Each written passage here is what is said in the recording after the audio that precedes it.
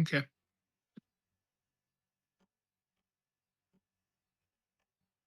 Hi, everybody. Hello. So today we're doing an art stream where we get to watch Jen work on her amazing art for the cover of our new box. So I created a new image featuring all the characters in one drawing, um, kind of all gathered around a table. Let me turn on the light later. Um, Hey, Jen, yep. before you get too far along, can you turn your mic up just a skosh? How do I do that? Um, Look at the audio levels on OBS and the one that says audio input for you. Turn it up a bit. Um,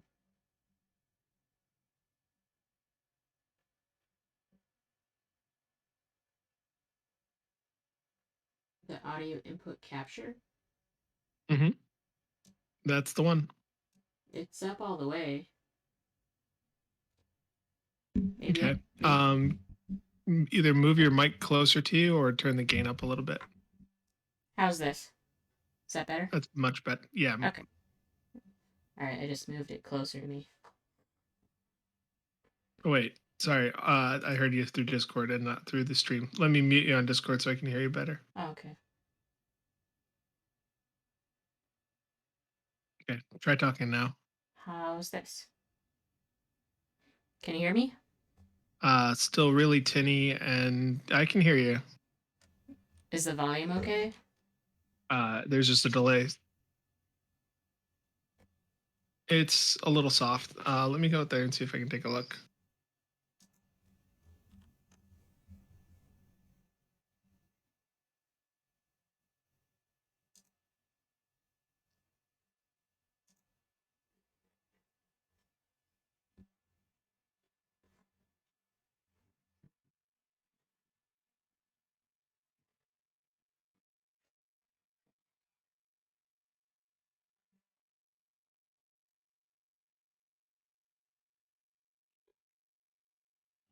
So Andy's adjusting microphone.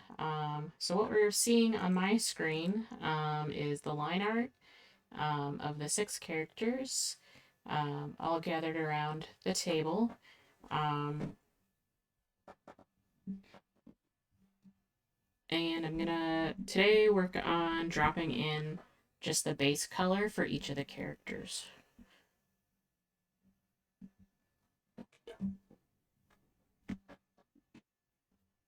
Uh, keep trying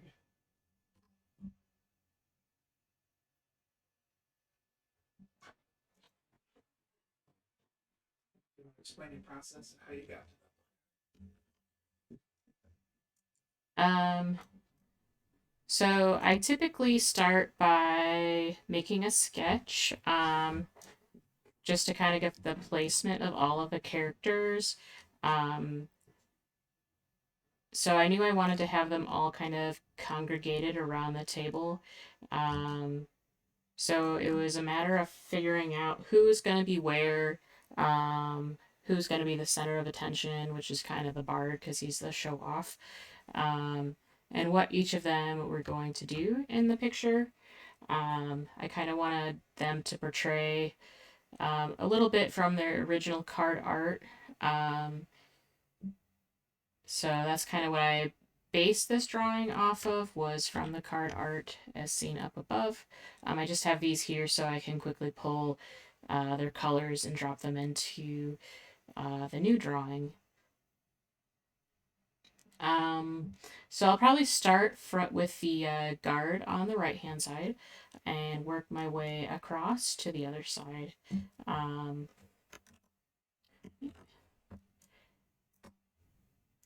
So the way I do base color, I use the magic wand tool. I have actual like the line art all on its own layer.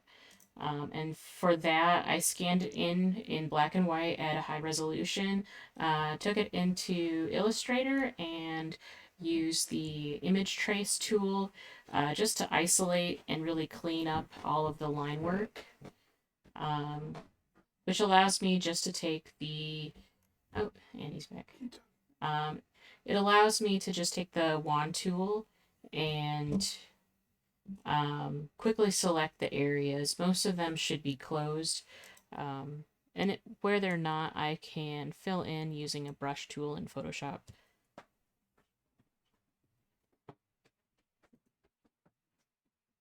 So on my line art layer, I'm going to select the guard's hair, all the part that is the lighter color. So I'm going to focus on what would be this mid-tone color. All of the shadows and highlights I'll add on different layers later.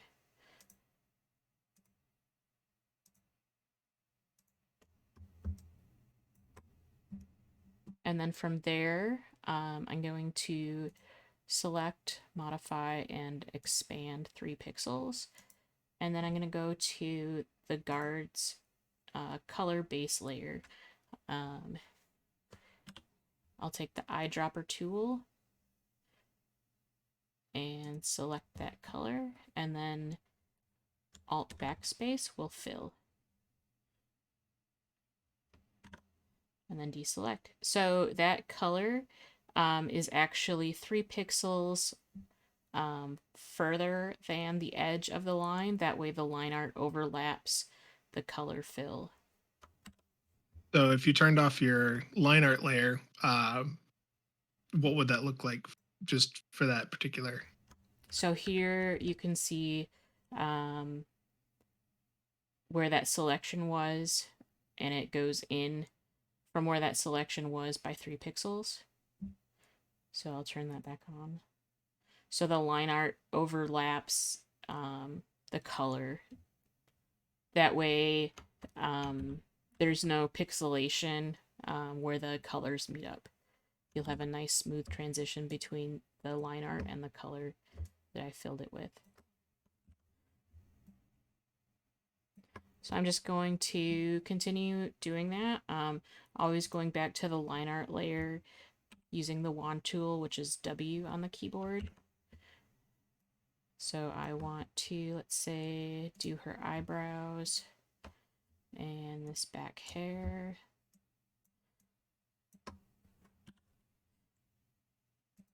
Eyedropper to click the color from the picture, and then we're going to increase the selection.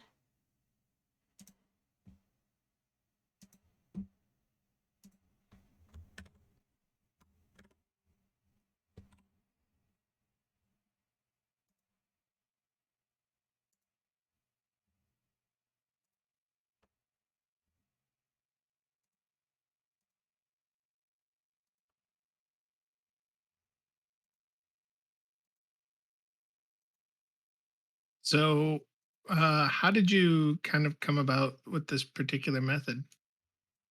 Just practice over time, or? I'm not sure how I figured this out. Um, Most of my Photoshop skills are all kind of self-taught, um, kind of just playing around with the tools. Um, I'm not exactly sure how I landed on this method, but it works for what I do. I know there's other ways that this can be done as well. Um, I know some people like to just paint in the areas or mask that selection, but I find that this works best for what I do.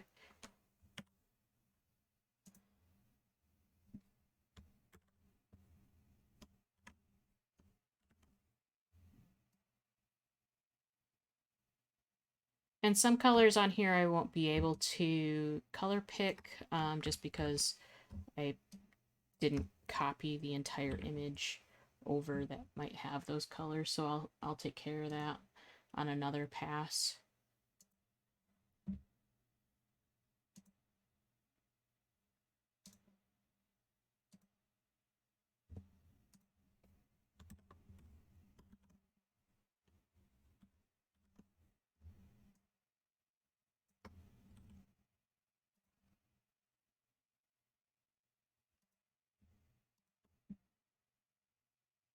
Okay.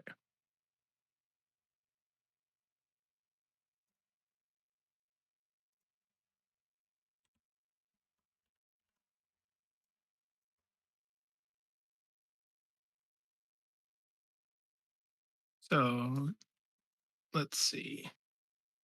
How long have you been working in Photoshop? I started using Photoshop around version 3, I want to say. Um, I think I was in middle school, maybe high school when I first started using that one. Um, it was pretty basic.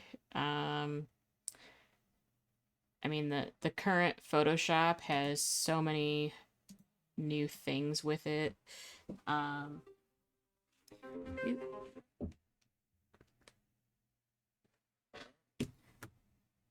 I remember Uh, trying to use filters uh, in that version. It would just like bog the computer down to like no end.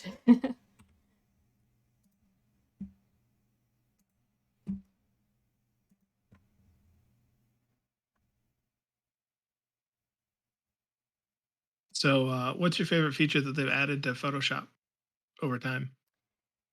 um, hmm.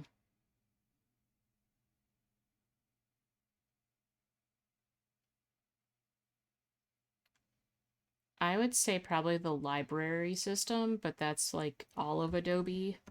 Um, Eh, I'll give it to you. It still counts. Um, yeah. So, well, let's since we're looking at all the characters, kind of for the first time in an art stream. mhm. Tell me about your process for coming up with the guard, for example. Um, I tried to think of what type of character that would be and what her role would be. Um, I didn't want her to be someone young and pretty. I wanted it to be someone a little bit more mature, um, kind of battle hardened.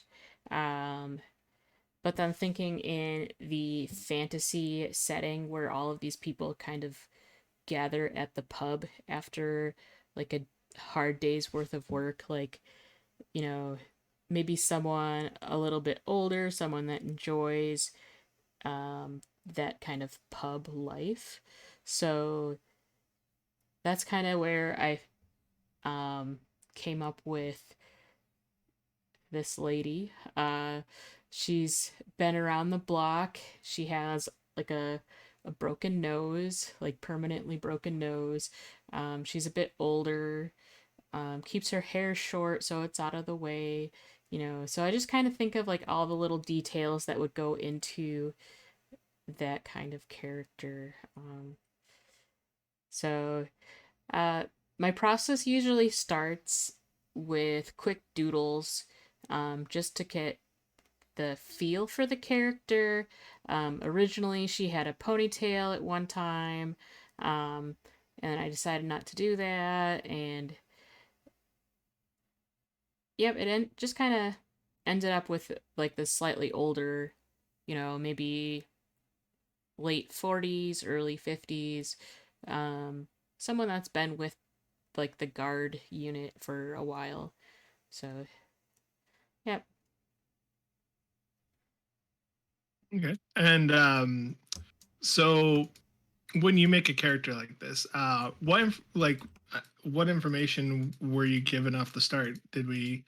Uh did we go in depth into what the card does, or did you just kind of like go off of the name mainly, or For most of them, I went off of the name, except for the Thane, because I didn't know what a Thane was.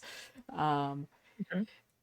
but for most of them, um, I just went by the name. I know like the goblins evolved based on style. Um,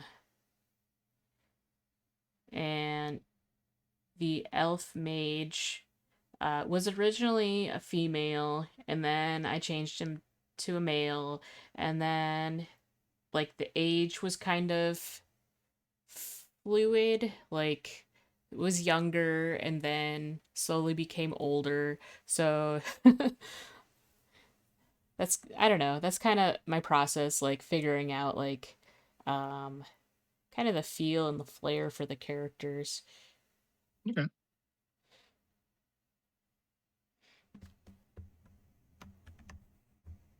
gotcha. So let me see. So with the color scheme of the guard, Hmm. why did you settle on the current outfit? Like, just what kind of drove you to that color palette? um I'm not entirely sure. um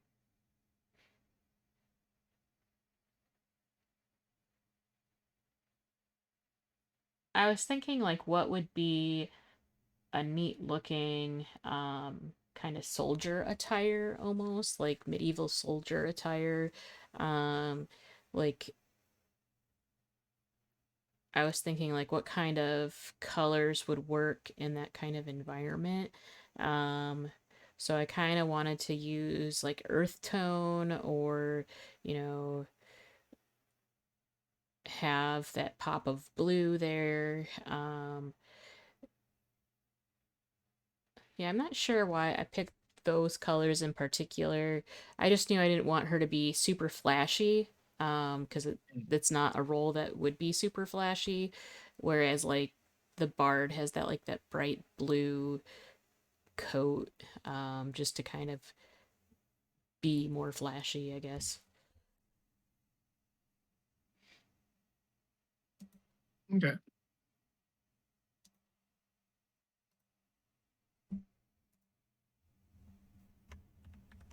Let's see.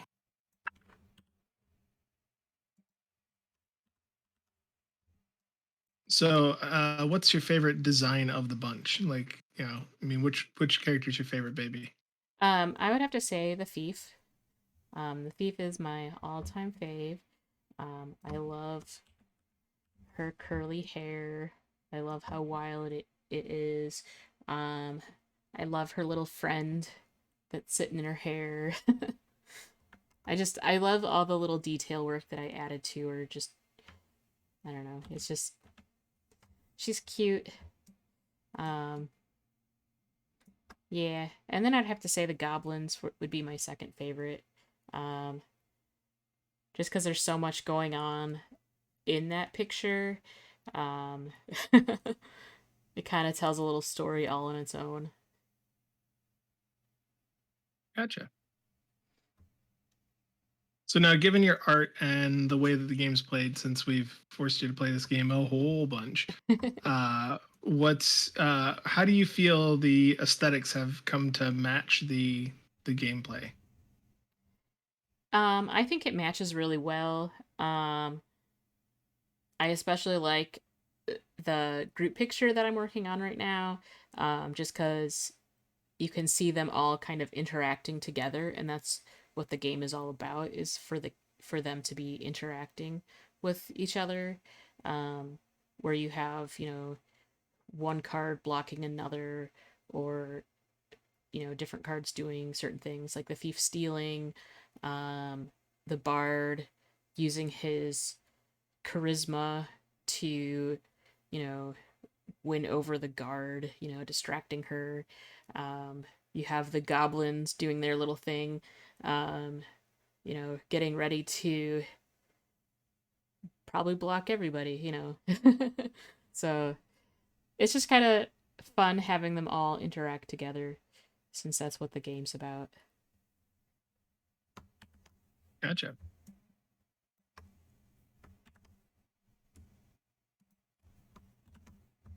So, yeah, what do you want to draw in the future for this particular setting? Like, are there any particular future ends that you'd like to see, or future characters that you are aching to bring to life? OCs and whatnot? Um,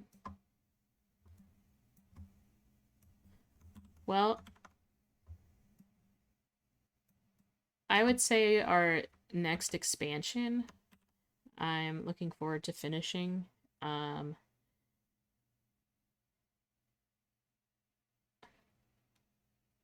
yeah, I'd like to see that artwork come to life and become colored. Because there's a real like a bunch of really cool drawings with that one. Um,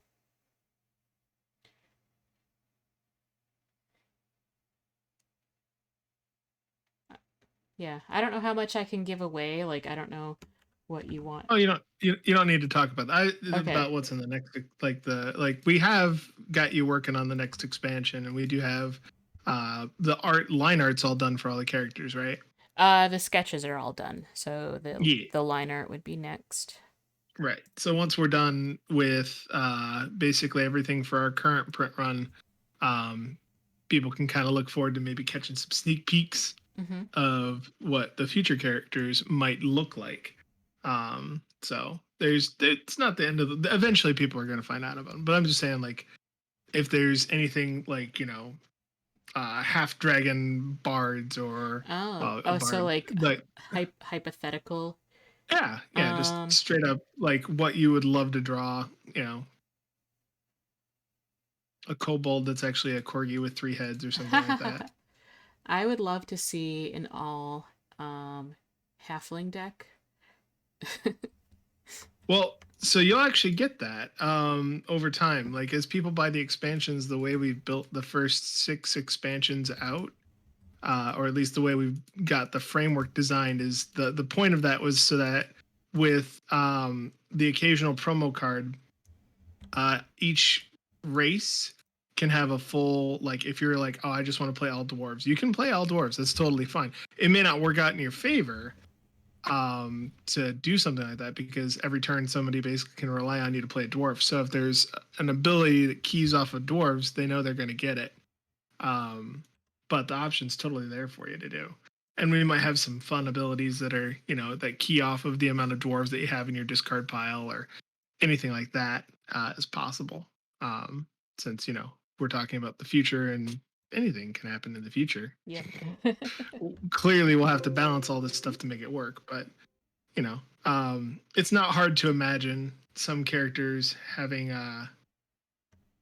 you know depending on what their character like pseudo I don't really know if a title is a class, but you know whatever their named thing is, and then how we build out the field to make it fit that. Mm-hmm. um yeah, there'll be plenty of opportunities for an all like race locked deck if you want to go that way. You can have an all hero deck, an all mercenary deck, an all villain deck, and an all monster deck is going to be one of the things that we really want to push for. So like the all monster expansion is actually going to have, instead of having the number six be a monster, it will probably be a human or we probably we were joking that it should probably be a human because they're the most dangerous monster, right? That's true.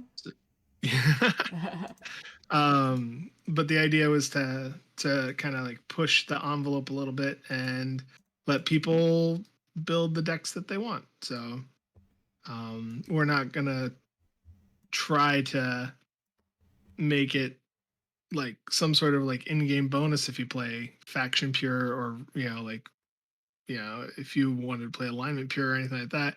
All that might do is just kind of give people a more repeated experience of what they have to come up against with you. But um, options totally there. And if you like the aesthetics of it, that's totally valid too. Like play play the way you want. That's our goal. And we want to keep expansions cost effective and make it so we're not like draining your wallet every quarter with like five expansions. Like buy them all. Like no, that's not. I mean, I'm like profitability is great, and as long as we're making money, that's good. I want to be able to pay artists and I want to be able to pay designers and make sure everybody walks away without foreclosing on their homes because they worked on a game project that I was in charge of. Like that'd be bad. It'd be particularly bad if I had to foreclose my home because I had people work on a game project for me. Not I'm not down with that, but as long as we're not going to lose our shirts, I'm okay with keeping the price low to make it more accessible to folks. And of course, you know, this is a print and play game, so that means that while we're you know on our website, if you don't have the money to buy the expansion, the print and play is available. And depending on how we do with some of our Kickstarter goals and stuff, we might start putting um, the future characters up on like tabletop sim and stuff like that. Like probably not simultaneous release as like when the Kickstarter stuff goes through, but we can certainly make that stretch goals to have it like unlock sooner rather than later or something like that. Again, that's all conjecture, so probably shouldn't get too much into that and get people's hopes up. Yep. Yeah. So if you had to pick a location that you would love to draw, uh, what would it be? What would the perfect inn for you be? Um, Probably like a tree house, like in the middle of a forest. So like an inn up in the trees. Um, yeah, I think that would be kind of fun. Mhm. Okay, so let's change gears a little bit while we're talking about art. Okay. You're not an illustrator for your day job, if I remember correctly. No, I am not. So, what do you do to make ends meet? So I work at a jewelry store. I am a goldsmith. I'm also the shop manager for the store, and I also design jewelry. So that's my three jobs, I guess. Job titles. I don't know. For where I work. So that's what I do for my 9 to 5.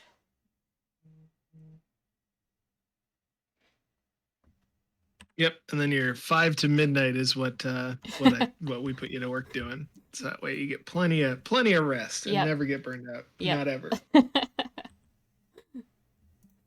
Yep. So, So then I do illustration work on the side. Um, yep. I enjoy it. yeah, it certainly keeps your days packed. That's for sure. Yep.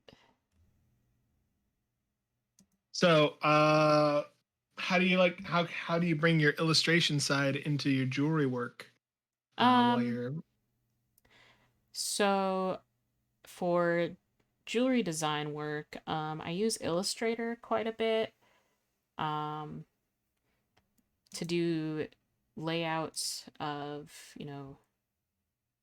custom jewelry ideas. Um, that's kind of my go to.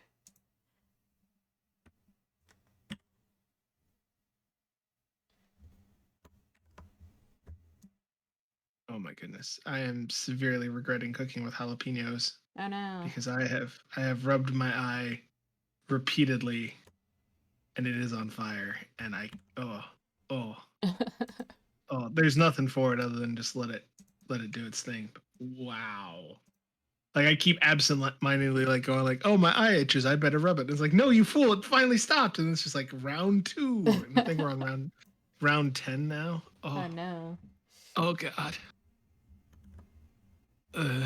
Anyway, um, don't worry about that. Um, so how many passes of color do you make with your characters? So I start with the base layer, which is just the solid color. Um, I'll have a shadow layer, I'll have a highlight layer, and then I'll have like a detail layer, which is just kind of like either a mid-tone or a special effect I want to add, that kind of gets its own layer. Um, for like the thief's hair, I'll zoom in on her here. She actually has several color layers going. So she has a base color layer, she has one shadow layer, she has a second deep shadow layer, she has a highlight layer. So it's just stuff like that. She has this little gradient, I think, brush effect for the really light pink on her ears and nose and cheeks. So that's probably on its own layer. Um, yeah, but I have so it's the three main layers is the base layer, a shadow layer, and then the highlight layer. Those are the three main ones, and then um, the extra layer, which is for like everything else. Okay. Nice. And then So how? yeah. Oh, go for it. No, Uh, no, go for it. Okay. And so I also group things based on what I'm working on. So if you look on the right hand side, I have these different folders. So I have one for each character. This bottom one is Table and Goblins, just because they're kind of mixed in with all of the stuff in here. So they have that all has its own folder, and that way I can quickly, turn one thing off, or if I know I'm going to have, say, a gradient effect that affects just the one character, I can apply it and mask it and not have it affect like all the characters. So just keeping things organized. That way you don't have like 200 layers floating around here. You can always do folders, and then you can put folders in folders. So if I wanted to do, say, a special effect on one little area, say like on her little lapel pin here, I could make a folder on in her folder, just with all the little color effects. Um, I usually do that for things that become really complicated, like, say, the foam on the beer usually has several layers, so just having that all in one layer or one folder, it's kind of helpful.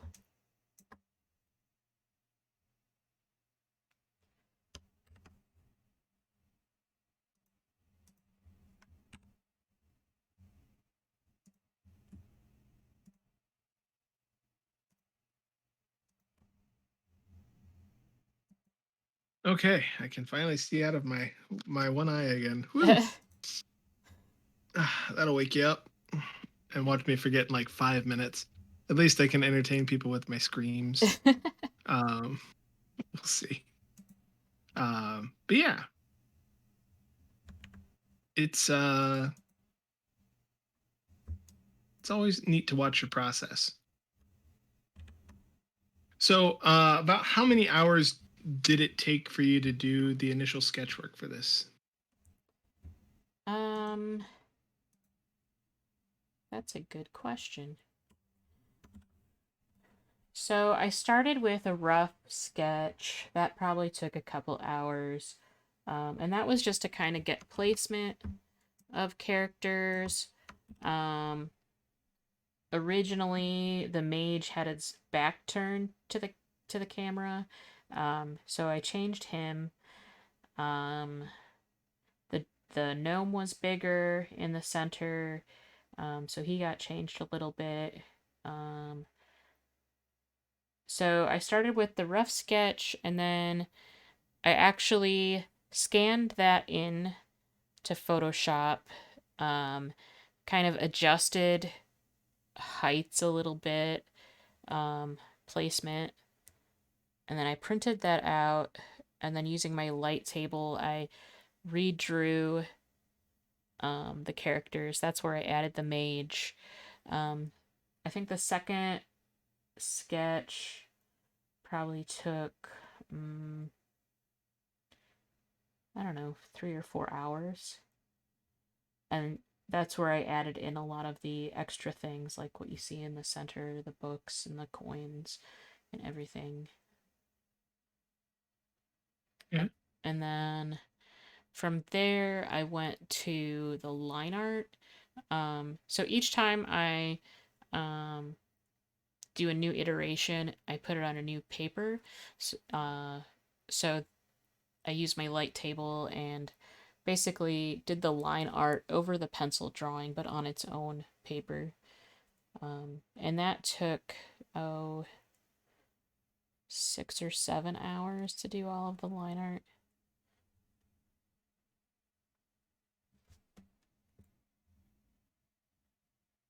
Gotcha.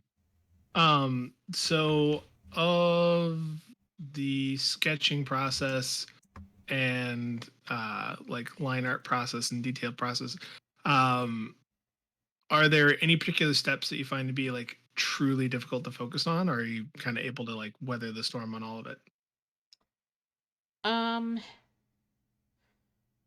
Doing the line art is kind of tedious the way I do it anyway. Um, I like to use different line thicknesses for different areas. Um, let me fill this color and then I can kind of show what I mean.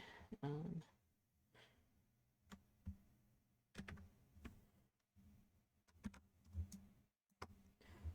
so usually the outer lines I like to have thicker, just because it's a break between the character and the background.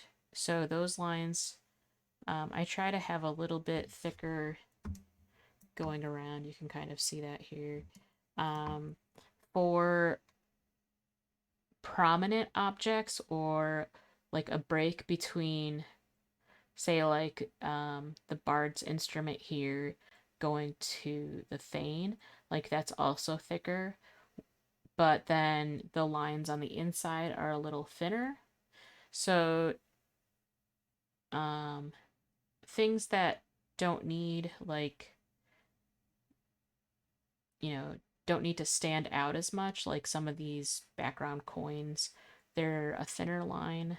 Um, but then things that I want to be more prominent, like the mage's hand, I'll have like a thicker line, just so that those stand out um, from other objects around them.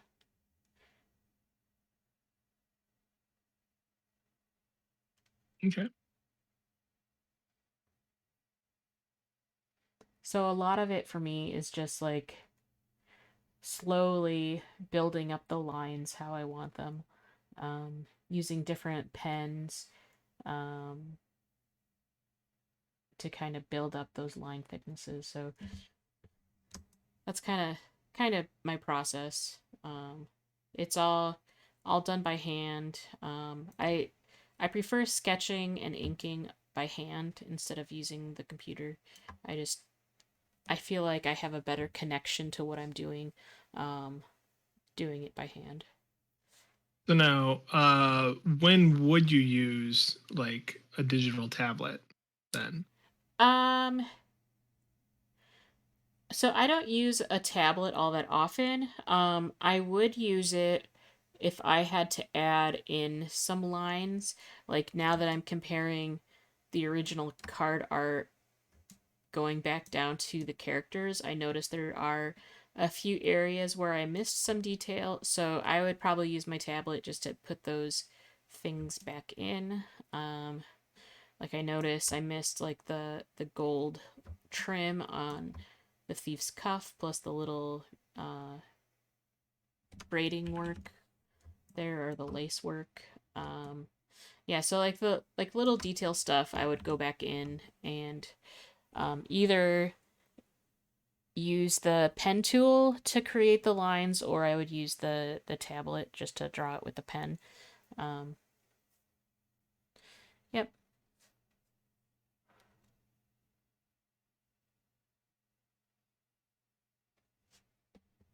Gotcha.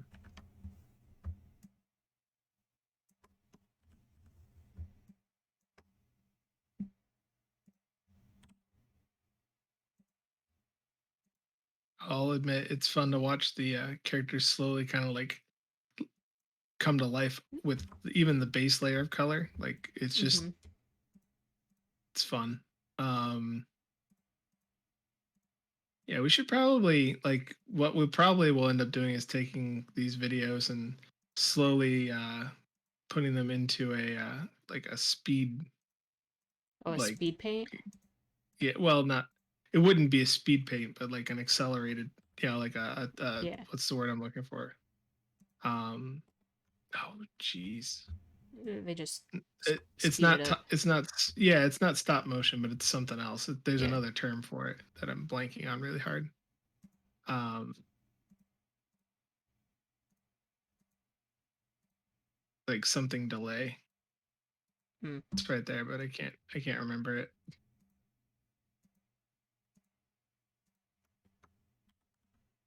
But a time stop is, Yeah.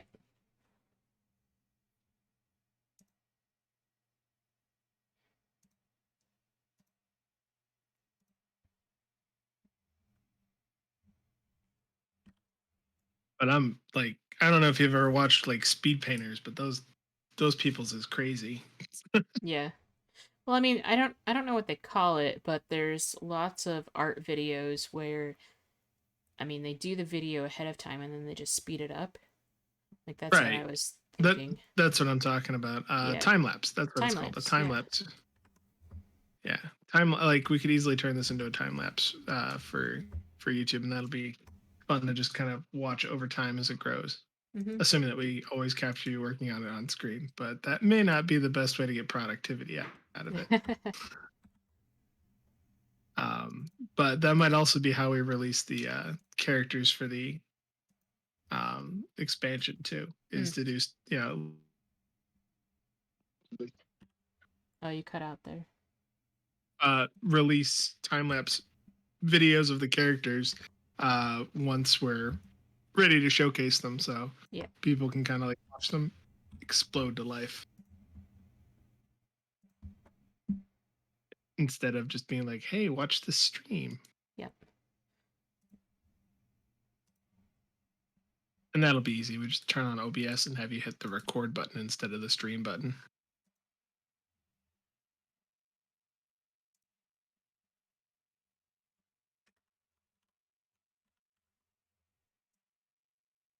Let's see. Now, while Jenny's been hard at work on illustrations, I've been hard at work trying to get our website up to snuff. And let me tell you, it's been giving me quite the runaround, but it's okay. We'll wrestle it to the ground and get it working.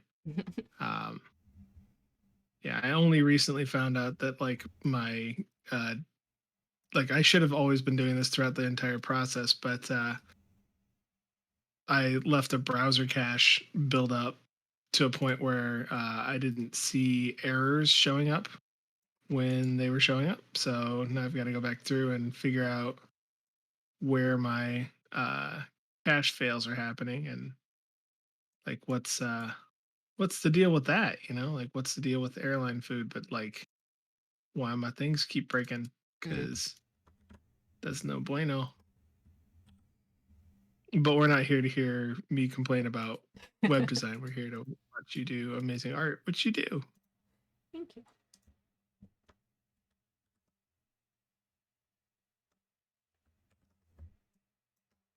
So what do you when you're working with Photoshop, right? Mhm. And how often would you say you actually use Photoshop compared to other programs? Uh, I haven't been using Photoshop a lot lately. I use it to do like all the coloring of my drawings. But the six main ones have been done for a while, so I haven't used it since I finished the first six cards. I've been using Illustrator quite a bit recently. Um, I think I use that program the most. Um, yeah, and I mean, I would probably even color these in Illustrator if I had more time. Um, so that I can create like really nice curves and stuff. I feel like that would probably be easier than the way I color it in in Photoshop. So I use, what is this tool over here? The polygonal lasso tool to make quick selections. So if I zoom in really far on the thief, you can see her highlights are kind of jagged. That's just from the polygon lasso tool, doing quick selections and then filling it with a color. But when you zoom way out, you can't tell that they're jagged, because like she displays, I don't know, maybe about this size on a card, maybe a little smaller. So when it's that size, you don't see any of that. So that's the way I do quick selection for Photoshop to color. Otherwise, like I would be using like the pen tool in Illustrator to really create those nice curves. And it's the same with this image. It's gonna be on a like a 4 by 6 inch piece, so maybe about there or there. So you won't be able to see any of those jagged lines that I am going to use for shading and highlights. Okay.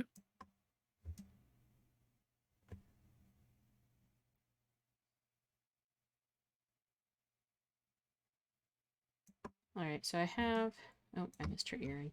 I have the guard almost finished with her base color. There's some colors I'll need to snag. Um, Still, or make up, like this is all new stuff, like the lacing on the side of her tabard, her money bag, the manacles.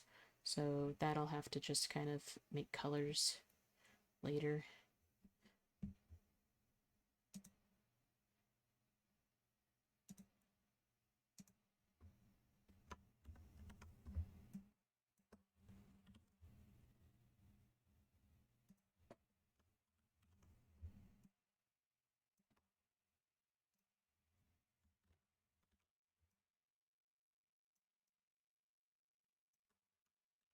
I suppose I can get the base color for the foam.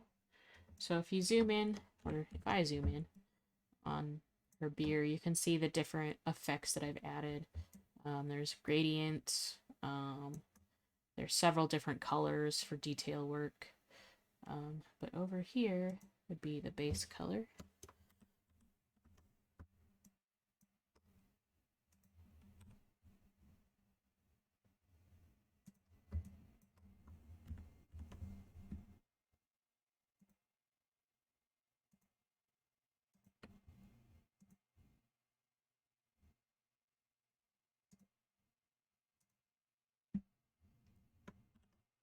And one day I'll figure out how to make a quick command for that selection, but today is not that day. Uh, well, I'm sure once we get a bunch of people on these streams, eventually that will be, shouted at us. Yeah, why aren't you You doing know, it this way? I yeah, didn't know. F to pay respects. Yeah, But yeah, that's such an important step for anybody using an art program, and that's part of the reason that I'm so reticent to pick up new art programs is because it's always how many umpteen million shortcuts do I have to learn to yeah. be efficient at this again?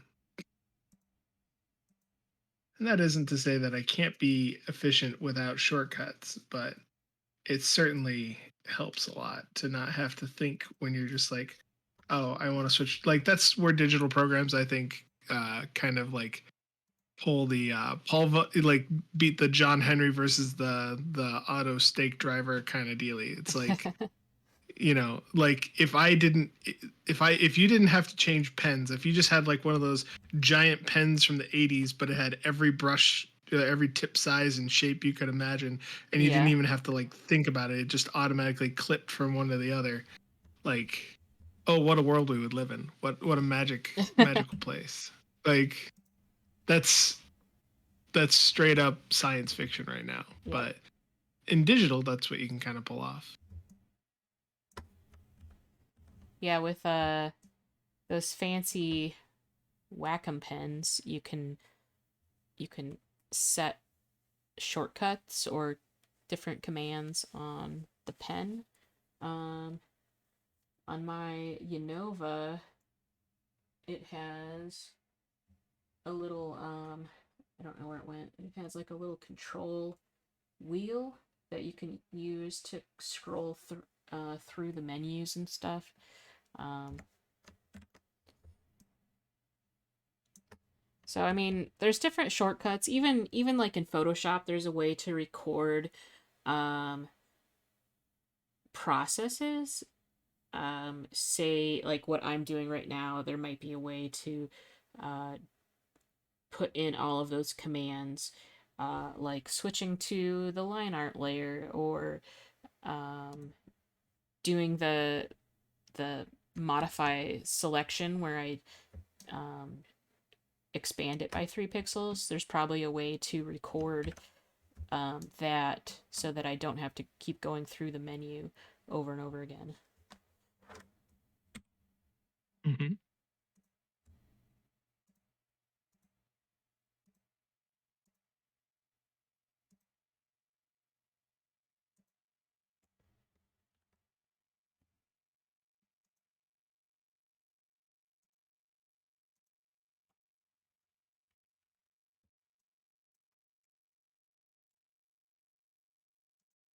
So I can't remember. Did you actually get to try any of the VR tools when we were in the VR lab at Bradley?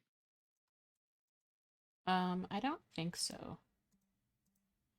I know Okay. you used them when I was Well, yeah, there. but that's because I don't know how to do art regularly, so it doesn't hurt me to learn. Well, I mean, I know how to do art, like fine art, but I don't know how to do digital art as well as like say you or any of our animators. So Mm-hmm. like diving into VR is it's a zero cost situation for me. It's like I don't have to unlearn anything and I'm learning the same stuff all over anyway. So Yeah. it's not like it hurts. Well, I mean, I suppose it can. The time that I spent piddling around in VR could have been spent learning Maya or Blender, but the whole point was to try out the new thing and see how it works. Right. So it's kind of like with you and the Unova tablet. Like I'm sure if you spent time with it to really get to know it, you know, you'd probably be like, "Oh, this is a great tool." But like right Yeah. now, you've used it maybe a handful of times. Yeah. We've had that thing for what, like 3 years, 4 years, oh, 5 years now, right? Um. Yeah. I don't recall. Um. Yeah. I need to use it more. Like I would like to get to the point where I'm as comfortable drawing on the tablet as I am just drawing with a pencil. Um. That would be nice. Yeah, and I mean that will certainly cut your process time down. Yeah. Um, but there's something to be said about the physical media as well. Yeah. Like, it's much easier to do certain things. Like you can't fold the page as easily in a digital scenario as you can in real life. Right. Like I uh For me, I like being able to rotate my paper as much as I please. Sometimes I draw sideways or upside down or, a very, like, different position depending on what kind of stroke I want to do. I know Photoshop added a feature where you can turn your canvas to do just that. I am not familiar with that just yet. I know it exists because I've seen other artists use it. Um, so maybe one day I will figure that out. hmm. I don't like that color for her base. Let's fix that. think I'll go with Is that a magic wand tool yeah. trick, or oh, you just changed the whole layer? Um, so I selected this brighter orange. I'm going to Hmm. select this darker orange for her base, I think. I don't know. Yeah, I feel like that would be the better color. I think that's what's in here the most besides her front hair. So I'm gonna use that darker color. Right, because you want to have room to make your highlight pop. Well, so she has like double highlights then. She's But got even then, you still yeah. want to you don't want to go to like bright white on her hair Well, so if you she's kind of yeah. So she has like I picked I don't know if you can see my cursor. Um, I picked I can, this. but it's on a Okay, delay, so it's hard to okay, me for me to hear all it right, every time. all right. I'll just leave it in one spot. I picked that color there. So she has a brighter orange, which is what I originally had. And then her highlight is actually this yellow color, like the bright highlight. But she also has a darker red color back here. So she has four colors in her hair. And I think I did that to make some of her curls pop, like these two curls in front of her face, because she would be getting a strong light source hitting that, and then these outer curls as well. And then her back curls don't have that bright of a color. That way, some of her hair pops more than the other. I think that's what I did. So that's what So I. now that we're Yeah. oh, go for it. No, go I ahead. was going to say, so now that we're working on the thief, do you want to go into a little bit about your inspiration behind her? Yeah. So two characters come to mind. Um, One is this little red-headed, I don't know if he's like a gnome or this little red-headed character from Germany called Pumikol. Um, so when I was little, probably around 4 or 5, my family lived in Germany, and I remember we had like a little figurine and some other stuff with that character on it, and so this little character's always kind of popped up through my childhood. Um, this little, redheaded character, and he has like this big kind of floofy hair. So that's one character that I really liked, and then Merida from Brave. I love her hair, like really curly and floofy, and just kind of wild. So that's my other inspiration. Um, yeah, so I like bright redheaded curly hair, like floofy hair. So that's kind of what I was going for. Like, and also like I feel it gives her a bit of that punchy personality. Like, um, she's kind of like the rapscallion, mischievous, little thief that kind of goes out of her way to get into mischief. Um, Right. But well, so the other thing that really helps separate these characters is their silhouettes, right? mm-hmm. I would dare say that even if they were all the same size, they all have pretty dramatically different silhouettes. Yeah. Um, so a big part I would think of the thief's silhouette is her hair. Mm-hmm. But even then, her face, and she's got the little pooch, like the little tummy that sticks out a bit, and Yeah. Yeah. uh, like her ears shape is unique from all the others. Like the Mm-hmm. gnome and the dwarf have very similar shaped ears, but the thief's ears jut out a lot further. She actually has ears that remind me a little bit of the witches from the Owl House, Okay. Yeah. Yeah. a bit. Like, Um. well, just in terms of like the way that they stick out, you know. yeah. Yeah. You can't see the dwarf's ears. They're under his helmet. No, Um. no, but like the dwarf has a very unique silhouette Oh yeah. because Yeah. he's basically a slab Yeah. with a winged helmet. yeah. So, So you know, one thing I wanted to do for all of the fantasy races was to give them at least the ones with the pointed ears, to give them more unique ears, to kind of have them stand apart. So, like, we have four races here that all have pointy ears. Um, so I wanted them to all be a bit different. So, like, the halflings' ears, they're pointed, but they're nice and rounded, going up to that point. Whereas the gnomes has like some distinct characteristics, and then the the elves are big and pointy. You can really see it here. He's got these big elf wing ears. And then the goblins also have pretty distinct ears. They kind of meld into their face. That curve goes right into their cheek there.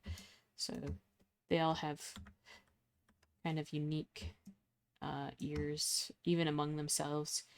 That's one challenge I've come across with drawing those pointy ears, like making sure they all have a different style since they are different people. Like if I drew the gnome with the same kind of elf ears, he might be mistaken as an elf just because of his ear style. So, Hmm. and even between the gnome and the halfling, like if they had the same style ears, like it'd be a little confusing, that they might be, both the same race. So yeah, so that was also important, like making sure that their overall sizes were different. So the gnome is smaller than the thief, and I really wanted to portray that in this picture. Like, yeah, the gnome is just chilling out, standing on in the middle of the table. So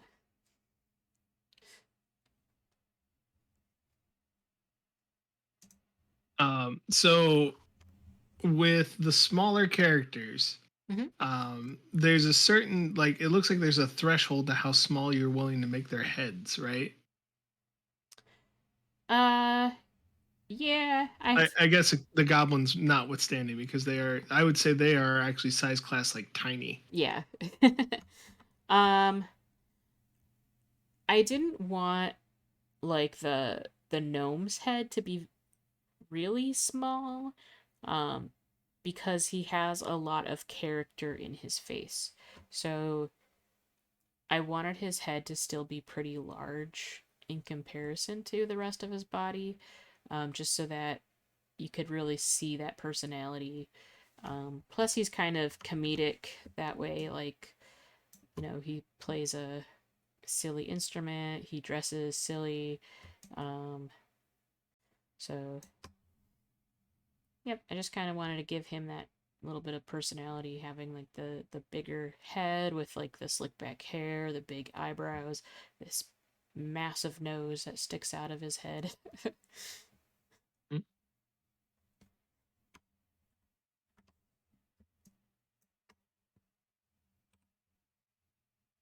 So is the Cyrano style nose that the gnome has, is that going to be uh, a trait that all gnomes have? Do they all have that like extra long uh, Usopp nose, or is it more gonna just be this guy? um, I honestly don't remember if I drew the next gnome with a large nose or not. Um, I think you might have actually. then Um, it's a possibility. yeah, well, just curious if Yeah, you like that trait enough that you want to keep portraying it constantly. yeah. I feel like having certain features, for different characters, helps solidify what they're supposed to look like. Like the little halfling having the chubby cheeks, this little nose. I feel like that helps solidify that she's a halfling, and that other halflings might also have those features. Um, Same with like the dwarf having like this, the wider shoulders, um, kind of a bigger nose. So I don't know yet how that's gonna go. Um, but I could, you know, I could see them having similar characteristics just so that it's easier to recognize in future expansions, that the gnome belongs with the other gnomes and the halflings belong with the other halflings, that kind of thing.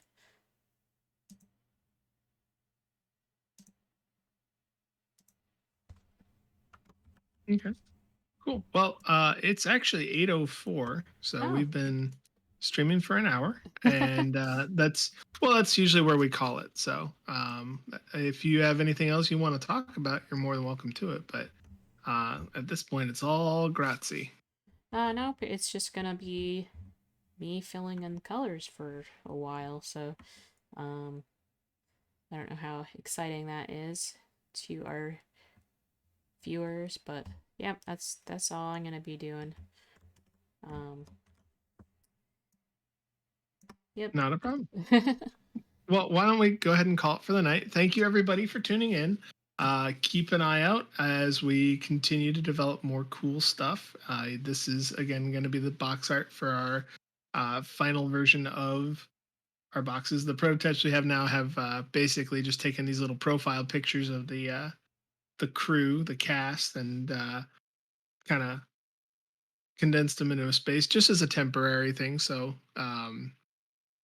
we'll be happy to ask people what they like, and if we get any response one way or the other. But I can't imagine that people won't like seeing this come to fruition. So um, tune back in on next Monday, and you'll get to see where we're at with the next round of progress.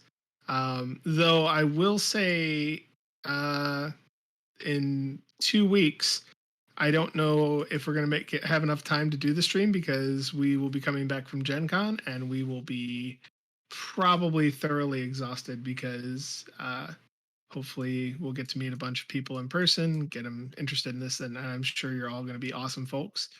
Um, but yeah, tune in next Monday, same bat time, same bat channel, and we will have more cool things to show you.